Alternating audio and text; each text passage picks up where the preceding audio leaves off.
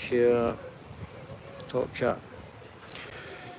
Well, hello, my baby gorillas. I said that, I don't know if I said that twice. Try to muck around there, make sure you could comment on this. So, obviously, Alex Salmond, before his death, was the leader of Alba. And I'll do a wee tribute to Alex later on, but he is... he's now obviously left a massive vacuum at the heart of the Alba party. Like reform, Alba requires the second vote. There's not really much point in voting for the SNP, and don't vote for the retards in the Green Party, please. They're absolutely like the missing links, those mutants. So please stop voting for them. But Alex Salmond has now left a massive political hole at the heart of the Alba party. And whether or not that's going to be reflected in a decline in the Alba vote, especially, as I said, the list seats, the regional seats, that is where Alba has to pick up its seats.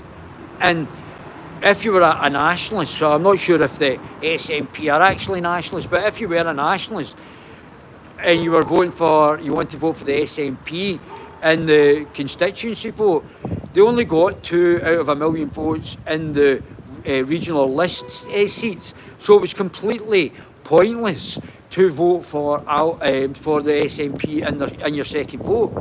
They only got 2 seats. If that million votes, if you were a nationalist, but basically a wokey after globalist, but if you were a nationalist, the right thing for you to do would have been to vote for Alba in the regional list. And if the million votes had gone to Alba, there would have been a massive working nationalist majority. And for some obscure reason, people not realising that first vote, if you want to vote for the SNP, if you're a nationalist, don't think that the SNP are a nationalist party. They're a globalist shill party, like the Lib Lab Con party, like the Greens, and like the Welsh nationalists. They're all quasi-communist globalist shill parties. So, if you wanted, the best thing if you were a nationalist would be, if you're voting constituency for the SNP and your second vote for Alba. And Kenny McCaskill has now become the acting leader, or the interim leader and Kenny McCaskill's obviously an intelligent man, and a political heavyweight, has become the acting leader for the Alba party.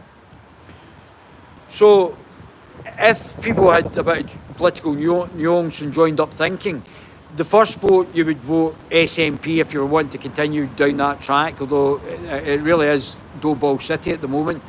And the second vote would be for Alba. And then you would get a much larger group of nationalists, okay, 2 separate political entities, but you would get a much larger group of nationalists. But because people voted on the constituency list for SNP and on the regional list for SNP, they only got 2 on the regional list, 2 MSPs. So, I mean, it's just not joined up political thinking. It's not any sort of understanding. And it would have been better having, if you were a nationalist or basically a globalist shill, that you would be better having the SNP 1 and Alba 2 in the regional list. That would have made the most sense, but wee Nippy didn't want that because she was probably a plant by the British establishment. And that's what her and Humza Useless were probably just plants.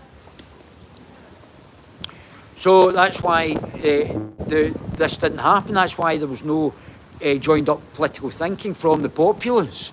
They could have actually, if they were wanting a nationalist majority, but we already know that this is now corrupt. We know that the SNP are corrupt. Those people who have been like John Swinney and Humza doesn't give a shit about people of Pollock, and these types of wee Nippy should be kicked out.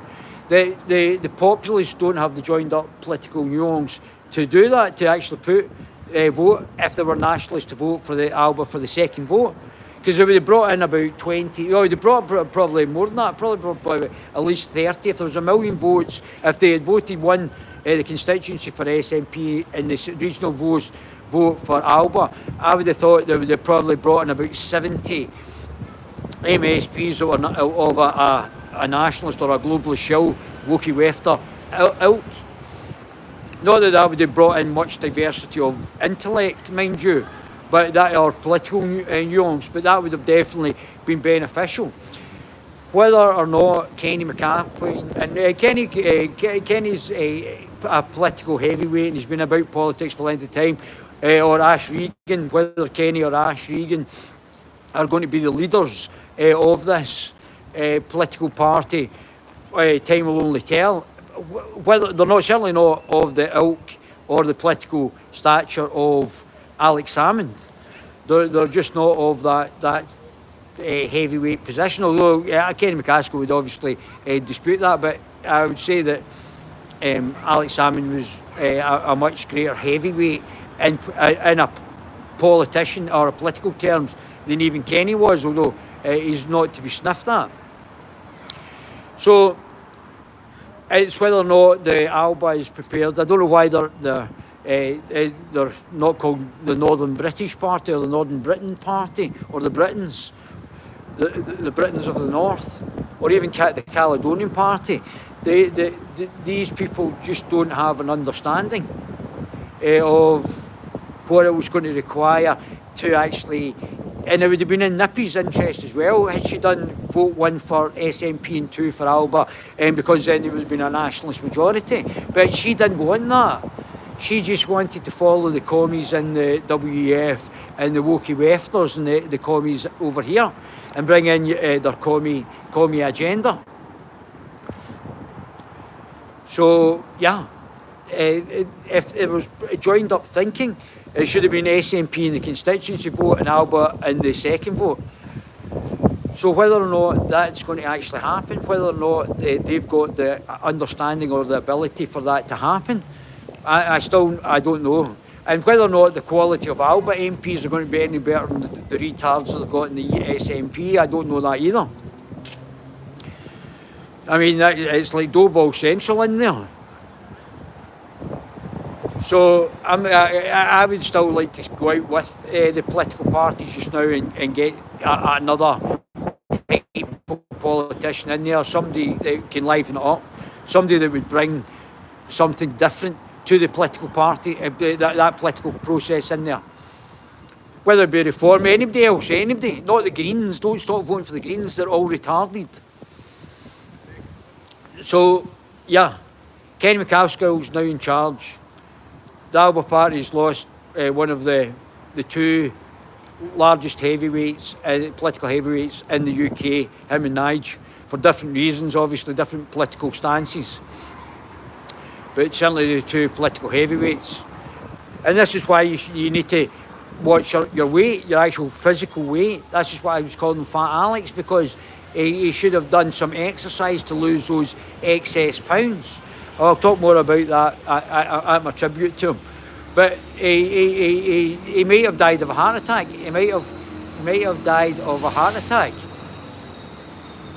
And it might have been legitimate, but it might have also been done over by the state, or whether it be the Scottish state or the British state, because he was bringing the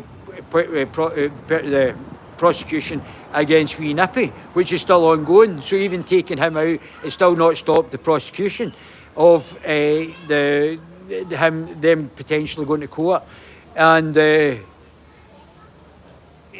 suing because of his false sexual allegations that wee Nippy potentially orchestrated, allegedly.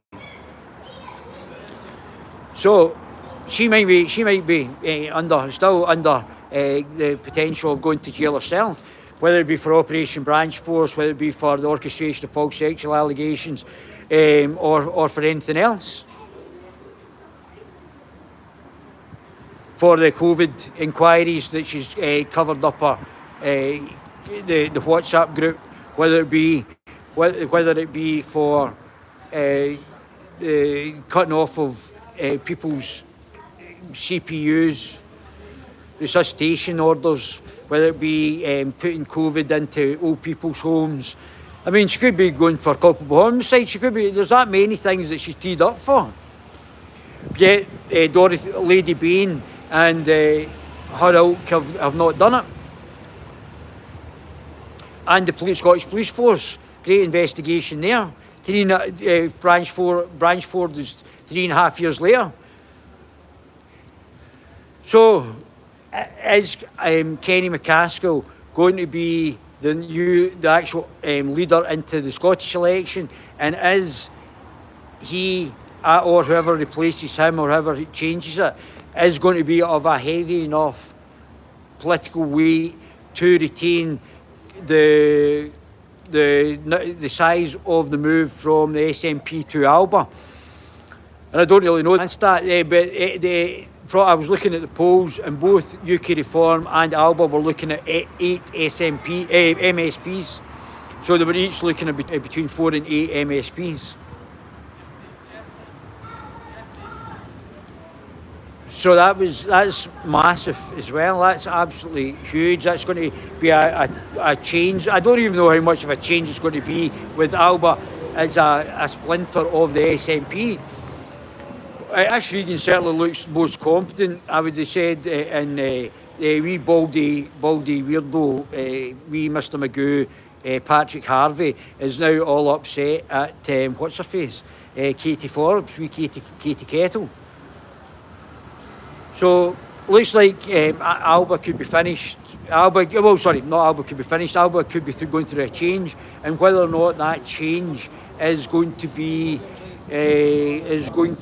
of a nature that it's going to have a direct effect, a negative effect on the Alba party, may be a reduction in seats, and it may not give them the 8 seats that they're potentially teed up for.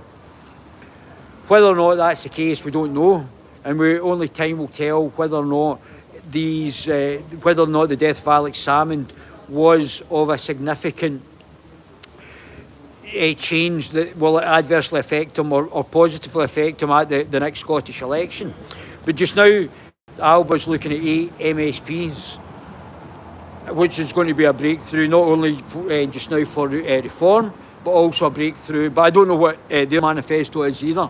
So we'll be looking at manifestos hopefully next year, and it's whether or not the Greens break the budget next year, and then they have to call an election, or whether or not the Greens it gets through and it goes to 2026. There's still going to be a requirement for contracts or manifestos coming out so that we can examine what we're actually getting offered. Because I think too many people are not examining what's actually on offer. There's so many of them, and there's so many parties, and there's so many things that we can actually be put in the manifestos and not delivered, just like Keir Starmer's doing just now. But baby Guerillas, we'll see if Kenny McCaskill is going to be the difference to the Alba, and whether he's going to sustain it through the next general or Scottish general election or